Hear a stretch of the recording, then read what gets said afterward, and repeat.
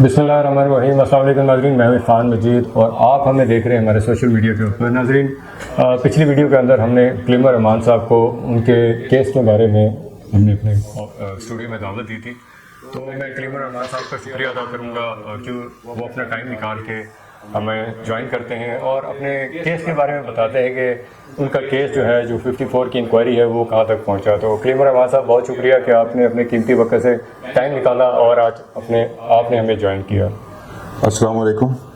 इरफान साहब, आपका बहुत शुक्रिया कि आपने मुझे फिर अपने स्टूडियो में दावत दी आने के लिए। बहुत शुक्रिया आपका। मैं बात शुरू करूँगा, थोड़ी सी लंबी होगी। वो इस तरह के अल्लाह पाक ने 3 किस्म की मखलूक बनाई है। एक है फरिश्ते, जिनमें अल्लाह पाक ने सलाहियत नहीं रखी कि वो गलती करें।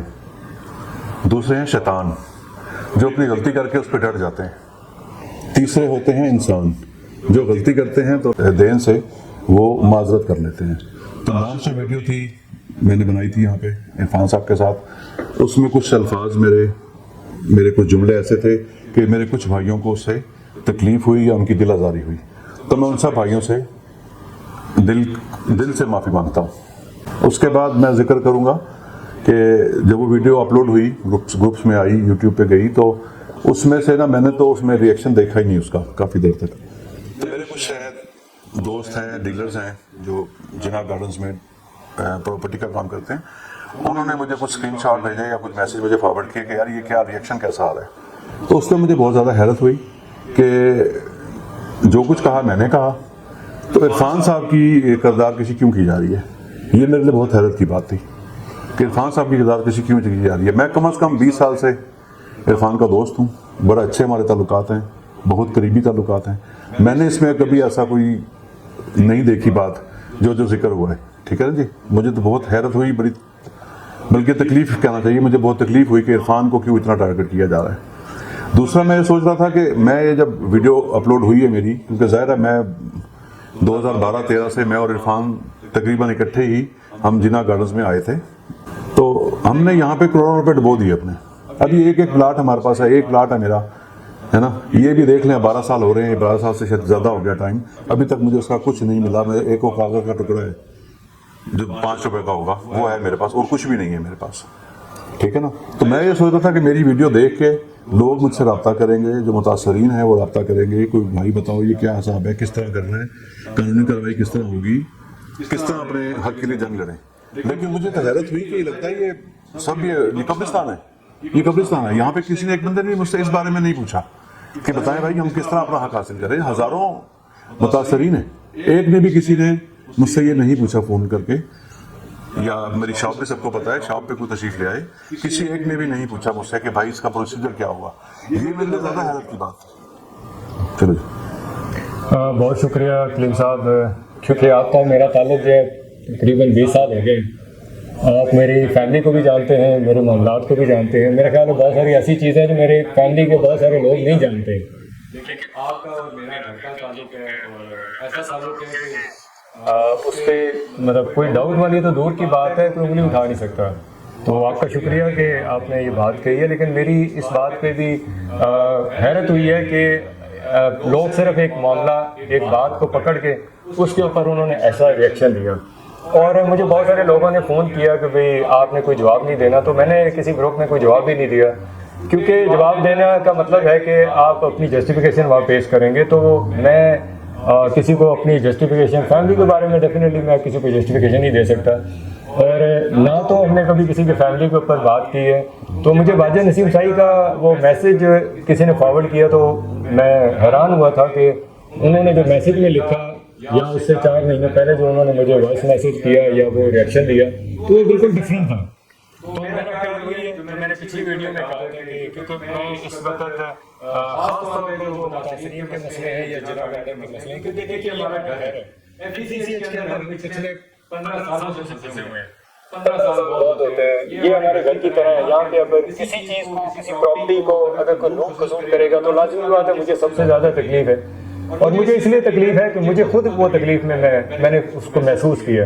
اور میں جب بہت سارے لوگوں سے ملا تو لازم بات ہے ان کی تکلیف کو محسوس کیا، تو ہم اس کارواں میں شامل ہو گئے، اور پچھلے 5 سال سے ہم شامل ہیں۔ اس سے پہلے تو ہم بھی سوئے ہوئے تھے، ہم نے بھی ان ہزاروں لوگوں کی طرح جو الاٹمنٹ لیٹر تھا وہ ڈبے میں رکھ کے بند کر دیا کہ کسی دن فون آئے گا کہ بھائی آپ کا پلاٹ جو ہے اس کی ویلیو یہ ہے، اور اس وقت اگر آپ سیل کرنا چاہ رہے ہیں تو ہم آپ جو ہے نا وہ ایز اے کلائنٹ ہم اویلیبل ہیں۔ کیونکہ جو بندہ یہ کیونکہ اس ملک کے اندر یہ پراپرٹی کا جو بزنس تھا وہ عروج پہ تھا، تو اس وقت لوگوں کے پاس یہی ایک چارہ تھا کہ لوگ جو پیسے ہوتے تھے، ہمیں بھی کسی نے مشورہ دیا کیونکہ بزنس کرتے تھے، انہوں نے کہا جی سیف انویسٹمنٹ ہے آپ یہاں پہ کریں، لیکن اس کا جو ریئیکشن ہے یا اس کے جو اثرات ہیں وہ ہماری فیملیز نے برداشت کیے، ہم نے برداشت کیے، ہم نے اپنا کاروبار سفر کیا۔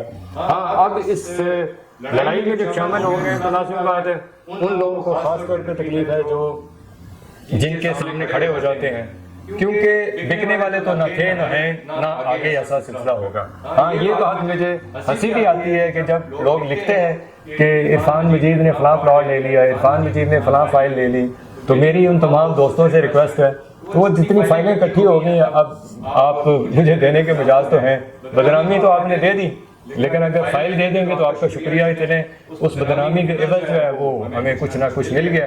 تو میری ان تمام دوستوں سے ریکویسٹ ہے جو بہت لمبے لمبے فیچر لکھتے ہیں، بدنامی والے لکھتے ہیں، لیکن اس سے فرق نہیں پڑتا۔ اس کی وجہ یہ ہے کہ جب بندہ حق پہ چلتا ہے تو چینٹیں تو پڑیں گی، اور وہ پڑی ہیں، پہلے بھی پڑی ہیں اب بھی پڑی ہیں۔ ہاں پہلے یہ ہوتا تھا کہ ہم گروپ میں اس کا ریئیکشن دیتے تھے، ہمارا ذہن یہ تھا کہ بھائی حق پہ چلو اور سیدھی سیدھی بات کرو، لیکن یہاں پہ کچھ حالات ملکی حالات بھی مختلف ہیں اور چیزیں جو ہیں مختلف ہیں، تو اس لیے میں نے اس کو دیکھتا رہا اور ان کا ریئیکشن بھی ہم نے کچھ نہیں کیا۔ لیکن کچھ لوگ ایسے ہیں جو پلانٹڈ ہیں، وہ ان کا کام یہ ہے۔ ہاں آخر میں ایک بات ضرور کہنا چاہوں گا کہ اگر 10 یا 11 بندے یا 12 بندے جو ہیں وہ گروپوں میں دکھنے والے ہیں تو درجنوں لوگ ایسے ہیں جو فون کر کے جو ہے وہ ہمدردی بھی کرتے ہیں، ہمارے کام کو اپریشیٹ بھی کرتے ہیں، اور بہت سارے لوگوں نے اس میں بہت ساری چیزیں کی ہیں۔ انشاءاللہ میں ان کے اوپر ایک ایک ویڈیو بناؤں گا اور تفصیلاً آپ کو آگاہ کروں گا کہ ہماری ویڈیوز کتنے لوگ دیکھتے ہیں، اور جینون لوگ دیکھتے ہیں۔ ہمارا کیونکہ جناح گارڈن کے ساتھ تعلق ہے یا اس کے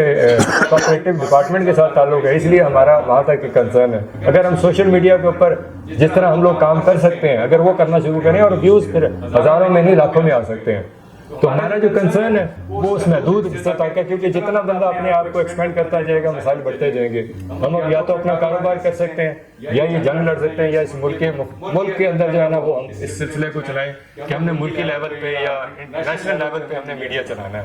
تو انشاءاللہ بہت سارے لوگ ہیں جو کہہ رہے ہیں کہ آپ جو ہے وہ پروگرام کریں، اسپیشلی جو اس ٹائم جو کرنٹ افیئرز ہیں اس کے اوپر کام کریں۔ تو انشاءاللہ ہم بہت جلدی جو ہے پولیٹیکل کارنر کے نام پہ ایک پروگرام لے کے آ رہے ہیں، اور بہت جلد جو ہے اس کے اوپر بہت مختلف قسم کے پروگرام اس پہ آپ دیکھیں گے، جس میں سوشل میڈیا کے اوپر بھی بات ہوگی، سیاست پہ بات ہوگی، مذہب پہ بات ہوگی، جو کرنٹ افیئرز ہیں اس کے اوپر بات ہوگی، انٹرنیشنل جو افیئرز چل رہے ہیں اس کی بھی بات کریں گے۔ تو آج کی اس ویڈیو کے اندر کیونکہ اس ریئیکشن کو ہم نے دیکھا تھا 2-3 دن ہم نے بھی دیکھتے رہے کہ بھی کیا صورتحال ہے، تو جو کرنٹ چیزیں ہیں اس کے بارے میں ہم انشاءاللہ آپ کے ساتھ بات کرتے رہیں گے، اور جو چیزیں ہیں جو کلیم صاحب کے کیس ہیں اس کے بارے میں آپ کو ایکسپلین کرتے رہیں گے۔ میں اصل میں پھر دوبارہ وہی ریکویسٹ کروں گا کہ جو لوگ اپنے حق کے لیے نہیں کھڑے ہوتے ان کے لیے کوئی بھی نہیں لڑے گا، اور اپنے مرے جنت نہیں ملتی۔ میں سمجھتا ہوں کہ آپ کے بہت سارے جو میسیجز آئے کال آئی ہیں کہ آپ نے یہ بات کہی ہے کہ اگر کلیم الرحمان صاحب نے اگر اپنی آواز بلند کی اپنے حق کے لیے تو ان کے اوپر اتنا کیچڑ اچھالا گیا، تو اگر ہم یہ کریں گے تو ہم پہ بھی ایک کیچڑ اچھلے گا، لیکن اگر گھر میں بیٹھ کے گھٹ گھٹ کے مرنا ہے اور اسی طرح اپنا ریئیکشن اپنے کلتے رہنا ساری زندگی، تو پھر آپ کلتے ہی رہیں گے۔ تو اپنے حق کے لیے باہر نکلیں، آپ کا اپنا پلاٹ خریدا ہوا ہے اور آپ کا وہ جو فائل تھی وہ پلاٹ بننا چاہیے تھا، جس طرح موجودہ مینجمنٹ کمیٹی 1 سال کا ٹائم لے کے آئی تھی وہ 1 سال میں نہیں ڈیلیور کر سکی، کیونکہ جب کیس کھیلتے رہیں گے تو کیا آپ اس کا رزلٹ دیں گے۔ تو اس چیز کو آپ بالکل سوچیں کیونکہ فیصلہ آپ کے ہاتھ میں ہے۔ میں آخر میں کلیم الرحمان صاحب سے جو کیس تھا ان کی جو پروسیڈنگ ہوئی ہے وہ ان سے پوچھنا چاہوں گا کہ وہ کس سٹیج پہ ہیں۔ اچھا میں تھوڑا سا پھر لمبی بات کرنا چاہوں گا کہ مجھے یہ تو جو 2 دن پہلے جو کچھ ہوا جس کی میں نے معذرت کر لی ہے، اس کے جو ریئیکشن آیا جو گروپ سے میسج آیا تو مجھے اندازہ ہوا، میں نے اس سے پوچھا عرفان صاحب سے آ کے، میں کہا یار آپ اتنے بڑے آدمی ہیں جن کے 20 سال میں نظر نہیں آئے، یہ کیسے سکتا ہے؟ 20 سال بہت عمر ہوتی ہے، مجھے آج تک نظر نہیں آیا جو پرانیاں بتا رہے ہیں اس میں۔ بہرحال اب میرا کیس جو ہے سر وہ تھا 3 اپریل کی تاریخ تھی میری، اس دن وہ جو اے سی صاحبہ چھٹی پہ تھی، اب وہ نیکسٹ ڈے پھر میں گیا تو اب وہ 10 تاریخ ہے جی، 10 اپریل ڈیٹ ہے اس کی، صبح 10 بجے مجھے بلایا گیا ہے، وہاں انشاءاللہ جائیں گے اور میں قانونی جنگ شروع کی ہے تو انشاءاللہ اس کو انجام تو پہنچائیں گے، اس کو بیچ میں نہیں چھوڑیں گے بالکل بھی، انشاءاللہ اپنا حق کے لیے کھڑے ہو گئے، اپنا حق لے کے ہی چھوڑیں گے انشاءاللہ۔ انشاءاللہ کلیم صاحب بہت شکریہ، ہمارے ممبران کو آپ نے بتایا کہ آپ کے کیس کی پروسیڈنگ کہاں تک ہے۔ میں آخر میں ایک چھوٹی سی بات کہوں گا کہ آنکھ دنیا کی ہر ایک چیز دیکھتی ہے، مگر جب آنکھ کے اندر کچھ چلا جائے تو اسے نہیں دیکھا جا سکتا، بلکہ اسی طرح انسان دوسروں کے عیب تو دیکھتا ہے پر اپنے عیب اسے نظر نہیں آتے۔ بہت شکریہ، دعا میں یاد رکھیے گا۔ السلام علیکم ورحمۃ اللہ۔